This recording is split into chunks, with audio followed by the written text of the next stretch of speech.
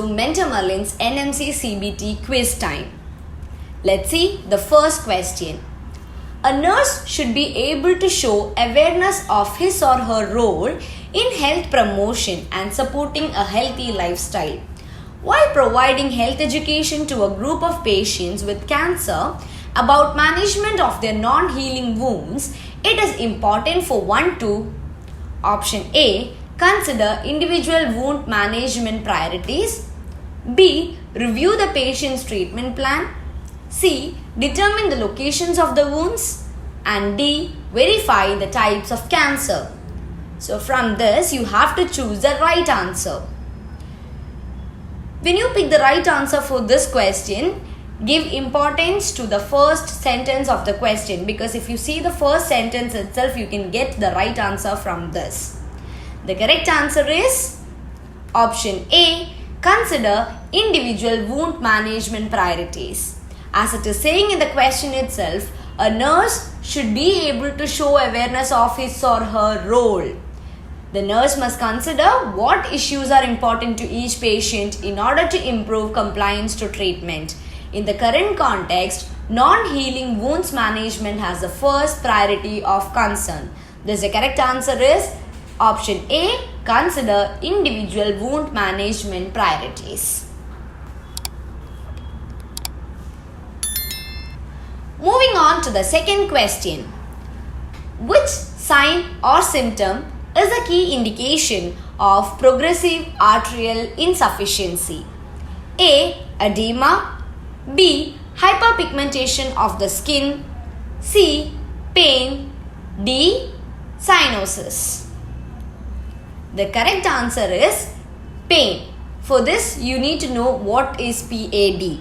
So, arterial insufficiency is any condition that slows or stops the flow of blood through your arteries. Peripheral arterial disease is a common condition in which a build-up of fatty deposits in the arteries restricts blood supply to leg muscles. It's also known as a peripheral vascular disease. Many people with PAD have no symptoms. However, some develop a painful ache in their legs when they walk, which usually disappears after a few minutes rest. The medical term for this is intermittent claudication.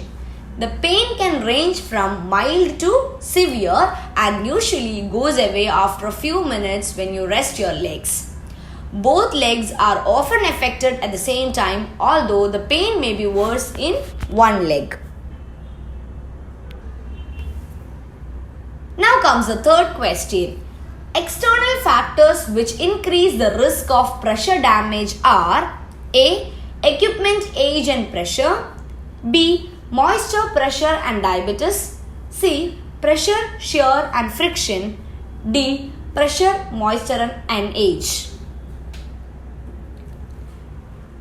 In order to choose the right answer from these options, you need to know the pressure damage factors. So there is no other option you can answer this, so you have to read that. So let's see the correct option. It's C. Pressure, shear and friction. The three major extrinsic factors that are identified as being significant contributory factors in the development of pressure ulcers are pressure, shearing and friction. These factors should be removed or diminished to reduce injury. An individual's potential for developing pressure ulcers may be influenced by the following intrinsic factors: reduced mobility or immobility, acute illness, level of consciousness, extremes of age, vascular disease, severe chronic or terminal illness, previous history of pressure damage, malnutrition and dehydration, neurologically compromised, obesity, poor posture. You can read more about this topic from the Royal Marsden Manual of Clinical Nursing Procedures 9E, page 946.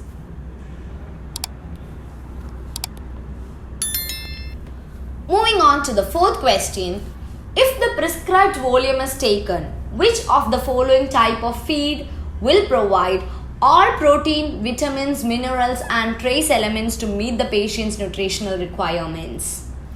Option A, protein shakes or supplements. Option B, energy drink.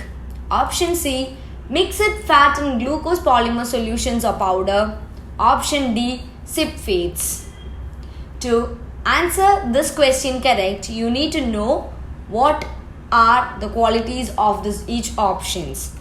So the right answer is sip feeds. Sip feeds come in a range of flavors, both sweet and savory, and are presented as a powder in a packet or ready prepared in a can, bottle or carton. Sip feeds contain whole protein, hydrolyzed fat and carbohydrates. Most are called complete feeds since they provide all protein, vitamins, minerals and trace elements to meet requirements if a prescribed volume is taken. Others may be aimed at specific needs, for example, high protein. You can refer to this topic from the Royal Master Manual of Clinical Nursing Procedures 9E, page 273. Now we have the last question. Sharp debridement may cause trauma to underlying structures. The procedure should only be carried out by option A, a healthcare assistant on working full-time. B, a qualified nurse with at least 3 years of experience. C, a doctor of any type of specialty. D, a qualified healthcare professional with appropriate training. The correct answer is option D, a qualified healthcare professional with appropriate training. An alternative method of rapid debridement is sharp debridement, which may be utilized for the removal of loose, devitalized superficial tissue only. Sharp debridement can be performed at the patient's bedside by an experienced healthcare professional with relevant training. However, this can be a dangerous practice in inexperienced hands and is controversial. Potentially, ligaments may be severed as they can have the appearance of slotty tissue or vascular damage could occur. It is also acknowledged that informed patient consent is required as this is an invasive procedure with potential risk and complications. The reference for this topic is the Royal Marsden Manual of Clinical Nursing Procedures 9E, page 939. Thank you. That's all for today. For more questions, you can join our group and our website is www.mentormerlinexam.com. For similar videos and more updates from Mentor Merlin, subscribe to our channel.